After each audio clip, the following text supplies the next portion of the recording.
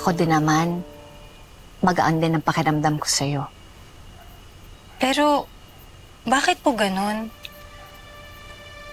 Parang may pader na umaharang po sa atin. Nung una po si Tali, ngayon naman po si Mami. Tapos yung sitwasyon ninyo ni Dad.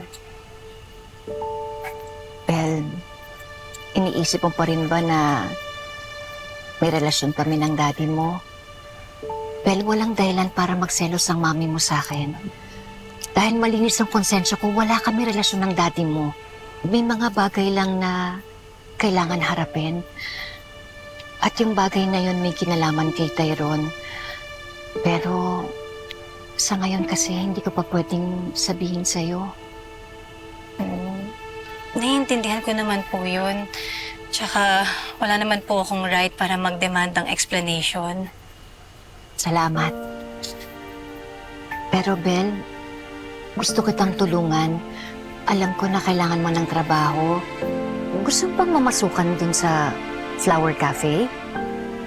Po? Di ba magaling ka mag-bake? Alam ko na may talent ka dun eh. Pwede kang mamasukan tapos gumawa ka ng mga bagong pastries para dun sa cafe namin, hindi ba? Tita Rosel, gusto ko po yan. Nako, magiging asset ka nung negosyo namin. Kasi alam ko talaga na nasabi mo noon eh na magaling ka talaga mag-bake. Alam mo, magiging maganda ang compensation mo dun. Oo nga po, kaso parang mahirap pong tanggapin. O eh, bakit naman? Kasi po yung sitwasyon ni Mami ngayon, baka po masamain po niya. Naintindihan ko. Basta, Bel, bukas yung cafe para sa'yo, ha? Kahit na anong oras. Basta kung ready ka na, sabihan mo lang ako, ha?